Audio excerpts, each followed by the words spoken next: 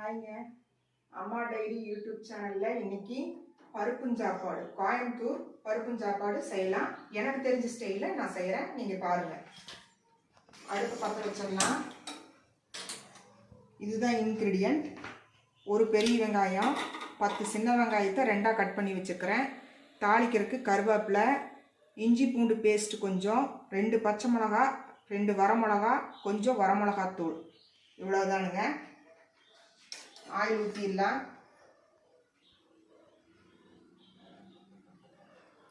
கொஞ்சம் தேங்காய் எண்ணெய் ஊற்றிருக்கிறேன். கொஞ்சம் கடலெண்ணெய் ஊற்றுறேன்.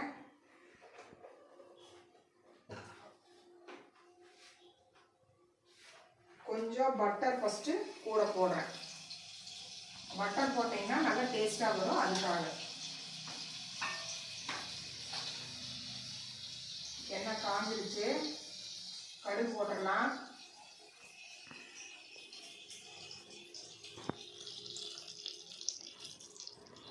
கடுகு பொரியட்டும்.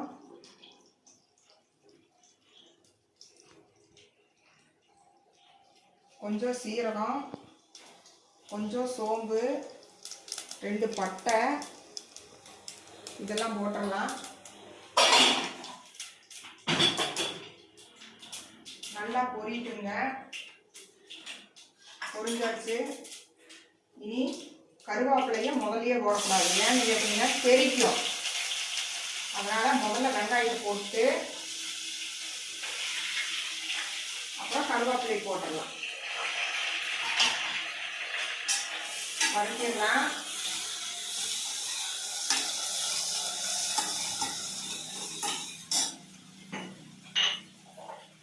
வெங்காயம் வதக்கிறதுக்கு கொஞ்சம் கருவேப்பிலை போட்டுடலாம். அது கூடவே கொஞ்சம் உப்பு போட்டுடலாம்.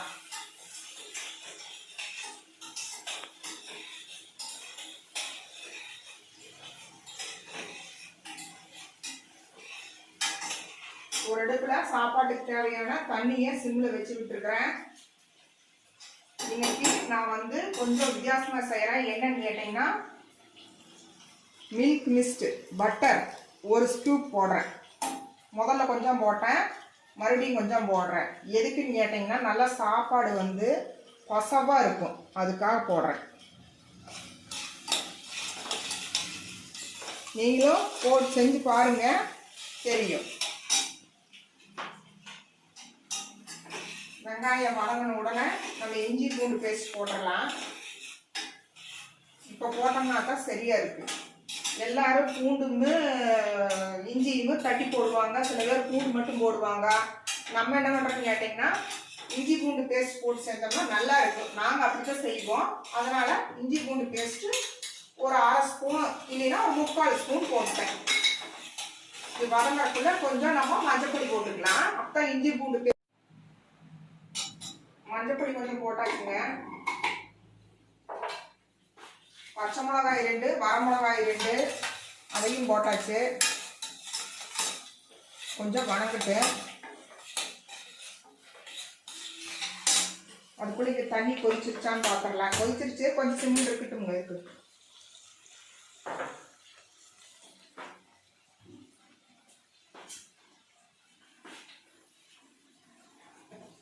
2 தக்காளி போட்டுக்கலாம்.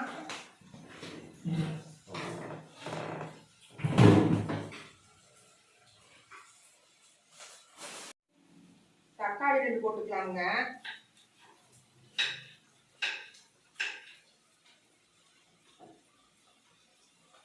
சிறுசா கட் பண்ணி ஒரு 2 தக்காளி போட்டோம்னா சரியா இருக்கு. அதுக்குள்ள இது ஒரு வணக்கிக்கலாம். வணங்கிடுச்சு.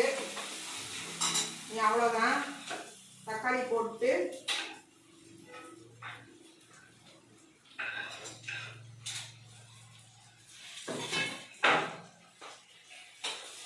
இதை தூக்கி அந்த அடுப்பில் வச்சுட்டுங்க. மோர் மிளகாயும் அப்புறமும் போட்டுடலாம். அப்பதான் டக்குன்னு வேலையாகும். தக்காளி வதங்க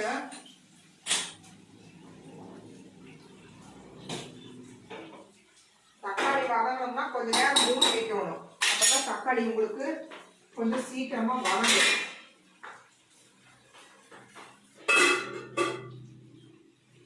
மிளகாத்தூளையும் போட்டு ஒரு வணக்கிட்டு அப்புறம் மூடி வச்சிடலாங்க. மிளகாத்தூள் போட்டாச்சு.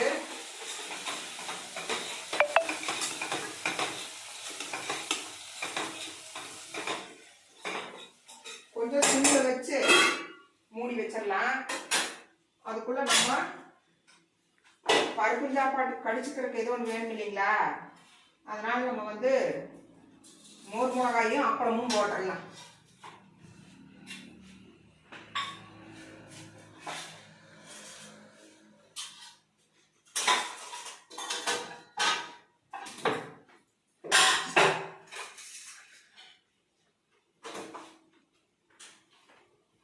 பாருங்க, மோர் மிளகாயை நான் சிறுசாக கட் பண்ணி வச்சிருக்கிறேன்.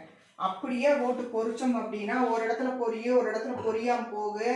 அதனால நான் வந்து என்ன பண்ணிருக்கேன்னு கேட்டீங்கன்னா சிறுசாக பொடிச்சு வச்சிருக்கிறேன். அப்பளத்தை 2ஆ கட் பண்ணி வச்சிருக்கிறேன்.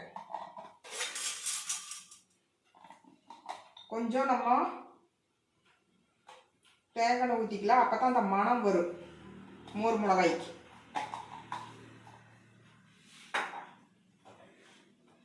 கல்லெண்ணெய் கொஞ்சம் ஊற்றிக்கலாம்.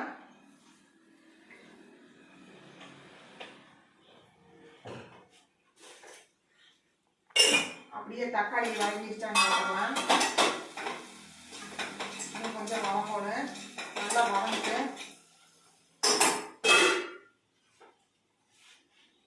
வதங்கியாச்சுங்க. இனி அவ்வளவுதான், தக்காளி வதங்கியாச்சு. இனி நம்ம அரிசி போடுற வேண்டியதுதான். 1 டம்ளர் அரிசிங்க, 1/4 டம்ளர் பருப்புக்கு கொஞ்சம் எச்சா, அவ்வளவுதான். போட வேண்டியது எல்லாமே போட்டாச்சு. இனி வந்து அரிசி போட்டுடலாம்.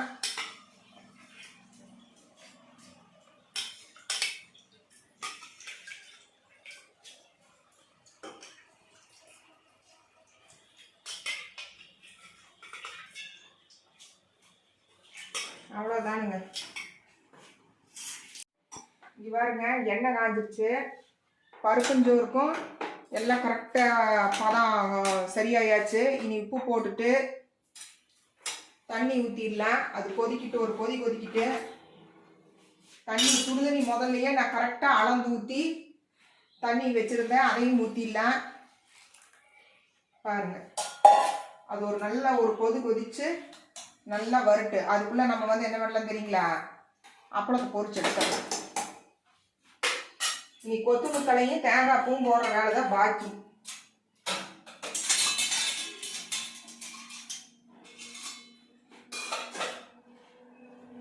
ஃபர்ஸ்ட் அப்பளத்தை போட்டு எடுத்துடலாம்.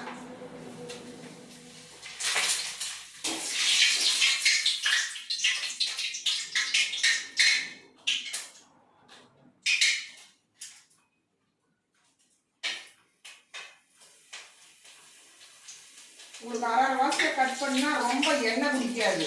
அதுக்கு வேண்டித்தான் நம்ம அரைவாசியை கட் பண்றது. சீக்கிரமா பொரியும் செஞ்சிடும்.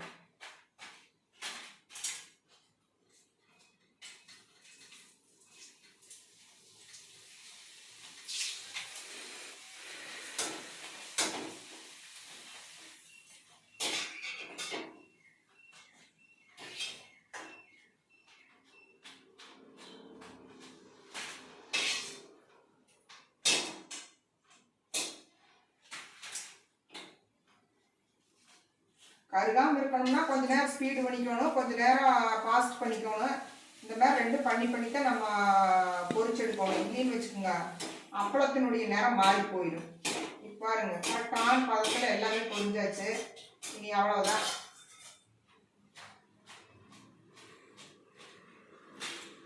இனி மோர் மிளகாய் போடுற வேண்டியதுதான்.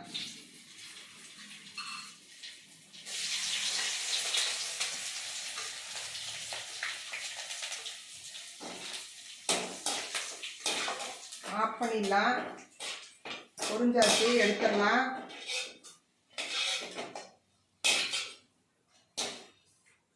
அதையும் இதுக்குள்ள போட்டுடலாம்.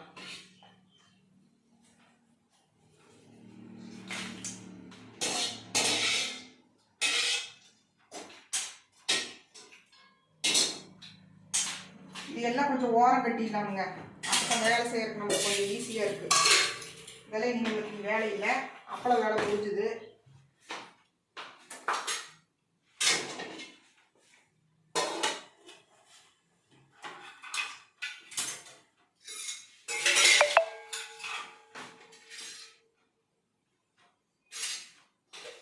கொத்தும் தலையும் போட்டுடலாம். இங்கே பாருங்க, தேங்காய் பூ ஒரு கையளவு தான் நான் போட்டுக்கிறேன், அதையும் போட்டுடலாம். இந்த இடத்துக்கு மாற்றிடலாம்.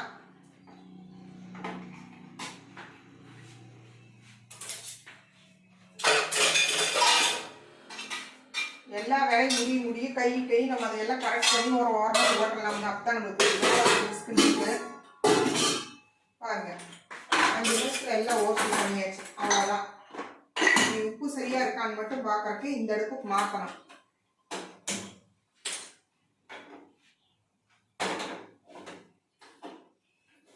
வேலை செய்யவே நான் எப்பவுமே அடுப்பை கிளீனாக தொடச்சிடணுங்க. எனக்கு எப்பவுமே கை கட்ட அடுப்பு நல்லா சுத்தமாக இருந்தால் தான் பிடிக்கும்.